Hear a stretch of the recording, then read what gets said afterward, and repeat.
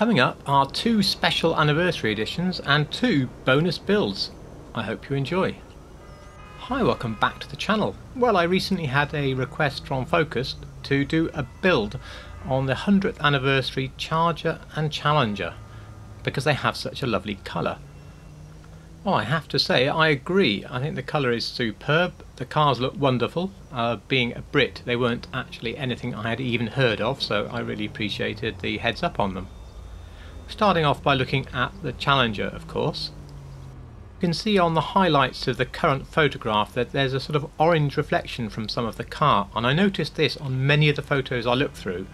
It's a dark red but somehow reflects a little bit of orange, so that's what I've gone for with this build, because it's a dark red paint with an orange pearl.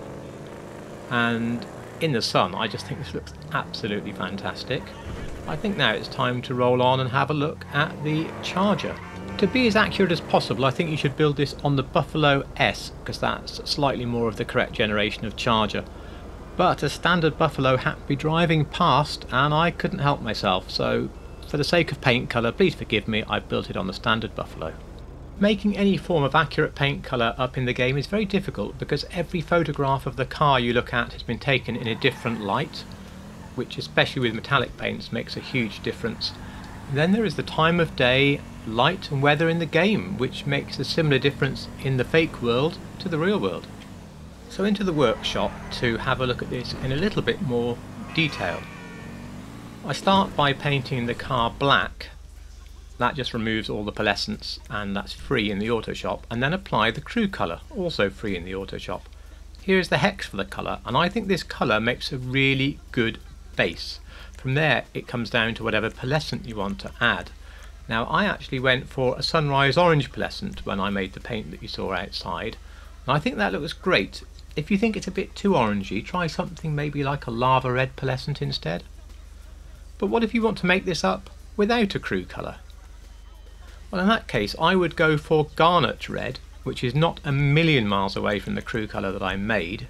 To this Garnet Red, to brighten it and give maybe a touch of orange, you can try a Sunset Red Pearl.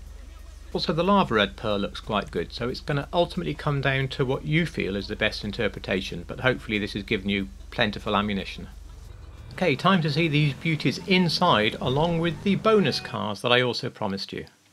There are next to no build options on the Gauntlet at all. It's simply a light smoke for the windows and the Hype 5 wheels. I'm aware these wheels are a bit too dark, and I think this is one of those times I would have gone for a chrome wheel had it been available, but in the street category there are no chrome wheels, so it's either these or maybe try a chrome endo wheel. Moving on to the Buffalo for the Charger, you can select the rear spoiler, and otherwise again it's the light smoke and the Hype 5 wheels. I think the pair look really good. Now for the two bonus cars. Here we have a Challenger in Furious Fuchsia. This I have already featured in a video, but I have refined the colour since then, and I think that this hex is absolutely spot on. Again, there's very little to modify on the car. I absolutely love purple, so to finish off we have a Dodge Charger Plum Crazy, made out of the Buffalo S and the hex and pearlescent that you see written down. Well, there you are, some build ideas and some crazy colours. Go on out, see what you can make. And, as always, thank you so much for watching.